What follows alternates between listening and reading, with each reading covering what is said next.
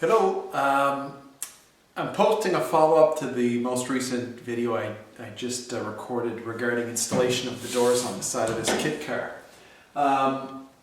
As I mentioned, this is viewed by many who've built these as being the most frustrating part of the build and the most time-consuming part for such a small piece of the car. I just wanted to add a few comments to my video that I just posted, simply because as soon as I posted that video, not to YouTube but to our forum, I was inundated with several emails and comments about asking specific questions about a few things, and I just wanted to elaborate on how I did this. As you can see, the door's sitting in here, very nice. The gap is not correct. And when the gap's corrected, it's going to bring the alignment into perfection. But right now, it's just basically being held in there. One trick I did learn was to get the shape of the door almost snugly fitting in the cutout, which would be too tight for paint, obviously. But it's great to hold the door in place. If you push it in there and almost hold it with one finger, it's holding in by the gaps while you close the frame behind it. There's one thing I have noticed: as good as these doors look, or as straight as they looked, as far as inside panels, as far as up and down, they're not perfect. In other words, both of my doors have a twist to them. So, looking from the side and looking through to the other door, that inner panel looks pretty plumb, fairly up and down. It's not. It actually has a twist, and it's slightly different than the twist on the passenger side, which complicates matters.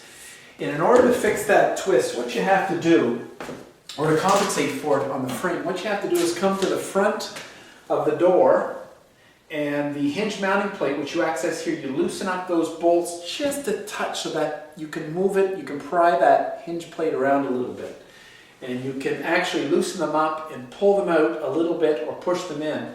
By pulling them out, you pull the frame away from that inner skin, either on the top or the bottom. What you have to do essentially is, it's a 5-minute correction here you do during the install. But it's just loosen that, push it, try closing the door. When you find the door is holding in the hole and the frame is closing with ease inside the door, if you know what I mean, because the door slides on and the frame can actually swing inside there a little bit. When that frame can swing in and close and hold the door in place, and it closes with ease. In other words, you're not pulling hard to pull it, to latch it. You're good. At that point, you hold everything right where it is, you go inside, screw your 4 holes, and clamp the 2 of them together. There's 2 things you can do. I just use washers because the car is going right to the body shop, and they're probably going to modify my fitting a tad, actually probably modify it a lot, because I want it to look perfect, essentially. But what they're going to do is take my washers out that I'll use, because quite honestly, as I mentioned, because of that twisting, you're going to get some areas of the frame that are going to be right up against the door skin, and some areas of that metal frame that are going to be sitting back upwards of a 1/2 or 3/8 of an inch. So use washers to space that up, and that's what I used. If, however, I was doing a final fitting at a body shop, or if you're doing your own body work, which I'm not, and I'm no expert at that, I would use a more solid spacer. And what I found throughout the car, especially with fitting the fiberglass components on, in particular the tail, for example, behind the lights, I took and I may have mentioned this in one of my earlier videos, I took a $3 acrylic chopping block, which was 3/8 of an inch thick. And that was an ideal spacer by cutting big chunks of it with a jigsaw, which is a 2-minute bit of work. I can use those big mounting spacers, and I can drill through them. They drill very easily. They're very stable. They don't rot. They don't break down. They don't, because it's a white acrylic, they don't bleed colorant or dye in the rain. They're hidden from the sun, so you don't have to worry too much about ultraviolet rays breaking down the plastic.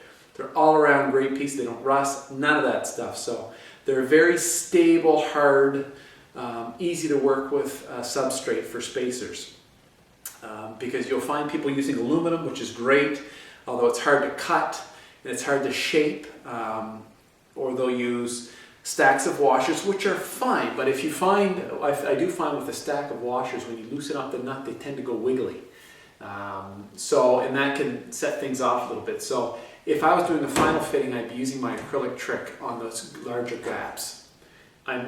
This is not the final body fitting, so I'm just going to use washers. One last comment too, since I will be installing windows in the side of this car, and my windows will be safety glass as opposed to the plexiglass that came with the kit because that's required by law. I've begun cutting out gaps in my the lip of my door here where the frame can poke up through to fill in this hole. I'm very lucky. I test fitted the first frame on this door and I'm not having any problem with the rear jamb like some people have on their cars. And because I'm using one piece of safety glass, it's a little easier than using the plexiglass bit because there's nothing to align as far as the slider. That's been an issue for some folks too. Anyway, I hope that helps and I hope that answers that question. If you do have specific questions, don't hesitate to comment on the video or to send me a note. Thank you.